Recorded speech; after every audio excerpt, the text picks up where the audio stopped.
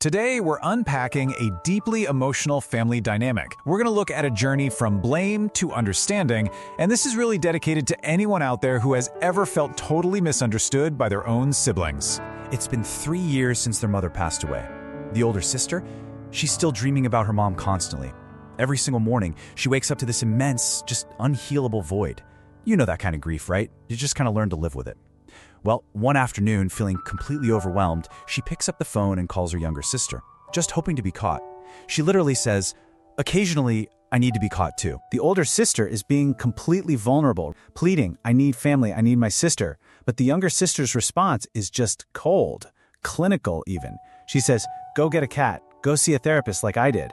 I'm exhausted, I've literally been sleeping all weekend." You can physically feel the giant gap between them in that moment. And then, the younger sister drops this devastating final sentence: "Don't emotionally blackmail me." The older sister's heart absolutely sank. She hung up the phone in feeling so profoundly lonely. She wasn't trying to manipulate anyone. She just wanted to hear, "I know you miss mom." But instead, she got slapped with a label that made her feel entirely rejected. If we look back at the older sister's history, a pattern emerges. When their dad passed away, she handled it alone. When mom got sick, she took care of all the paperwork, the logistics, completely by herself. And now 3 years later, she's breaking down. She always thought that carrying every crisis alone made her this reliable protector. But she never realized that she was always telling her sister about things after they were already done. That protection actually created a huge emotional distance between them. The younger sister's view, one of silent exhaustion. Many things I only find out after you've done them. That sentence right there captures exactly what the younger sister was feeling. From her perspective, constantly being excluded from these major family crises left her feeling shut out and powerless. Over the years, she accumulated her own silent exhaustion and grievances. She had no idea her older sister could even be vulnerable, because her sister never allowed her to see it. They live in the same family, but completely different stories. The older sister hid her vulnerability behind being capable, while the younger sister used her exhaustion to mask how isolated she felt.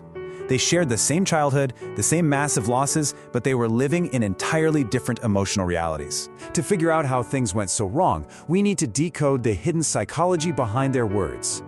This right here perfectly illustrates the tragic gap between intent and impact. When the older sister says, "I need you," she's desperately asking for connection. But what does the younger sister hear?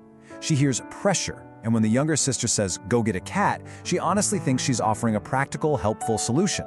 But to the older sister, it sounds like flat-out rejection. They're both talking, but neither one is actually being heard. We see this pattern everywhere. A brother might say, "You don't care about the family," trying to express his own stress, but what his sibling hears is, "You're not doing enough."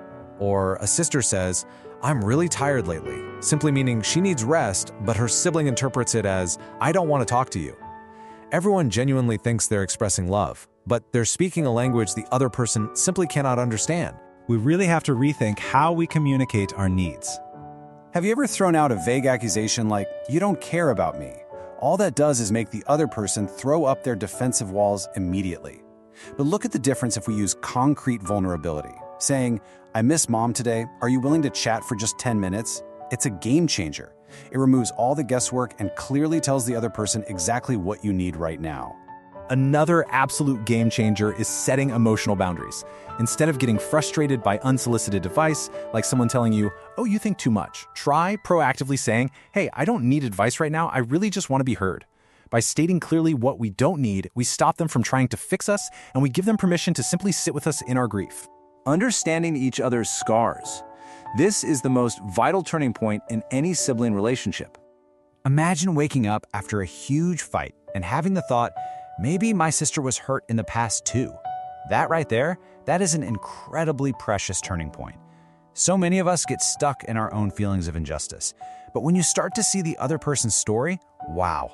It doesn't mean your sister was right to call it emotional blackmail, and it absolutely doesn't mean your own sadness isn't important.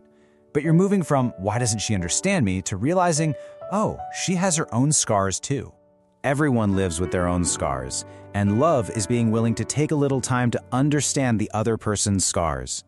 It's right at this very step that brothers and sisters can finally stop pointing fingers at each other and slowly, gently walk back toward mutual understanding.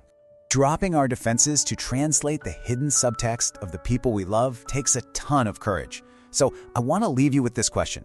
When you speak to your family today, what are they really hearing? Keep that in mind the next time you pick up the phone. I hope this explainer helps you bridge that gap. Thanks so much for hanging out with us today.